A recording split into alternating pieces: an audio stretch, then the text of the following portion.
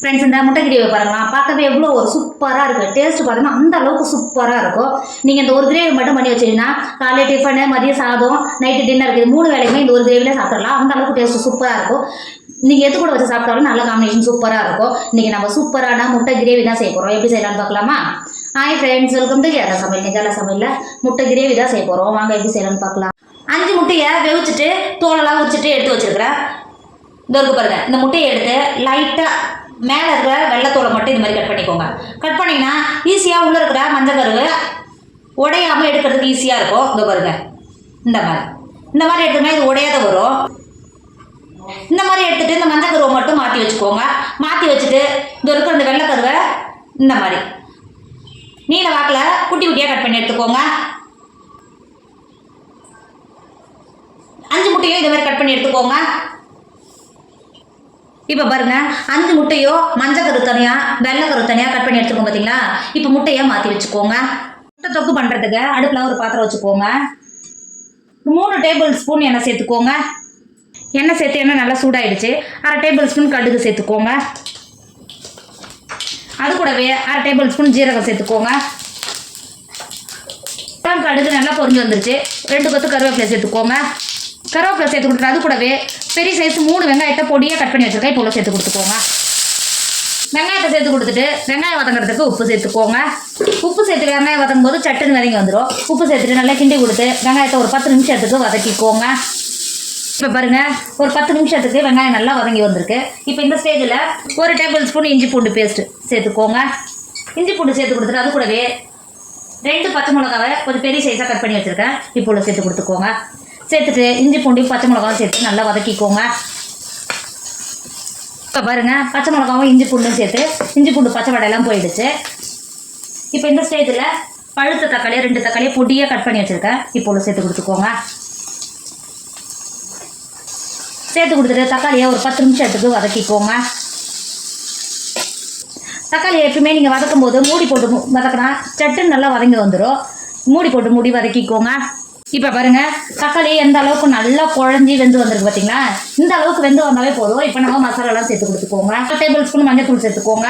2 table spoon மிளகாத்தூள் சேர்த்துக்கோங்க. உங்கள் காரத்துக்கான சரிச்சு மிளகாத்தூள் சேர்த்து கொடுத்துக்கோங்க. அது கூடவே 2 டேபிள் ஸ்பூன் மல்லித்தூள் சேர்த்துக்கோங்க. ஒரு 1/2 டேபிள் ஸ்பூன் ஜீரகத்தூள் சேர்த்துக்கோங்க.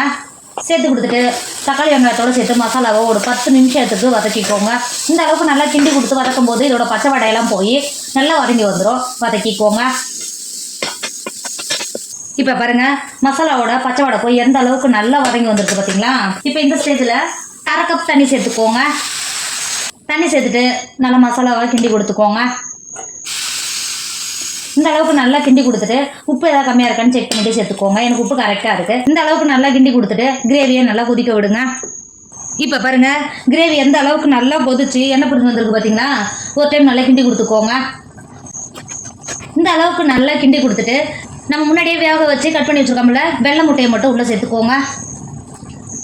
இந்த மாதிரி கட் பண்ணி சேர்க்கணும்னு அவசியம் கிடையாது. நீங்கள் முழுசாக கூட அப்படியே சேர்த்துக்கலாம்.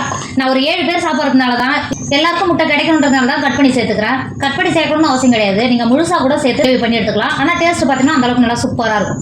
சேர்த்து கொடுத்துட்டு ஒரு டைம் நல்லா கிண்டி கொடுத்துட்டு ஒரு 10 நிமிஷத்துக்கு கிரேவியோட முட்டை நல்லா வேக விடுங்க. இப்போ பாருங்கள், ஒரு 10 நிமிஷத்துல எந்த அளவுக்கு நல்ல முட்டையும் கிரேவி நல்லா கொதிச்சு நல்லா வெந்து வந்துருக்கு பார்த்தீங்கன்னா? இப்போ ஒரு டைம் நல்லா கிண்டி கொடுத்துக்கோங்க. இந்த அளவுக்கு நல்லா கிண்டி கொடுத்துட்டு நம்ம மஞ்சள் கருவை மாற்றி வச்சுக்கோம்ல, இப்போ உள்ள சேர்த்து கொடுத்துக்கோங்க.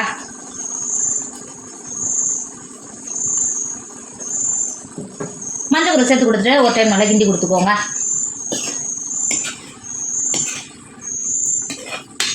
இந்த அளவுக்கு நல்லா கிண்டி கொடுத்துட்டு லாஸ்ட்டாக 1 டேபிள் ஸ்பூன் சிக்கன் மசாலா சேர்த்து கொடுத்துக்கோங்க. சிக்கன் மசாலா சேர்த்து கொடுக்கும்போது இதோட வாசனை அந்தளவுக்கு சூப்பராக இருக்கும்.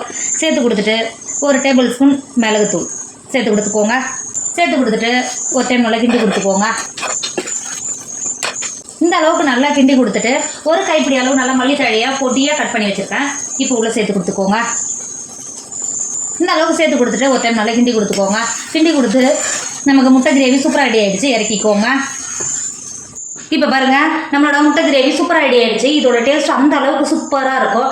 நீங்கள் இந்த ஒரு கிரேவி பண்ணி வச்சுட்டீங்கன்னா போதும், காலை டிஃபன் கூடயும் சாப்பிடலாம், மதியத்துக்கு சாதத்தோடு வச்சு சாப்பிடலாம், நைட்டு டின்னருக்கு சப்பாத்தி பூரி பரோட்டா அதுக்கு வச்சு சாப்பிட்டாலும் டேஸ்ட் நல்லா சூப்பராக இருக்கும். நீங்கள் இந்த ஒரு முட்டை கிரேவி மட்டும் பண்ணி வச்சுட்டீங்கன்னா ஒரு நாள் முழுக்க 3 வேலையை எதை வச்சு சாப்பிடலாம். அந்த அளவுக்கு டேஸ்ட் சூப்பராக இருக்கும். கண்டிப்பாக நீங்களும் ட்ரை பண்ணுங்க.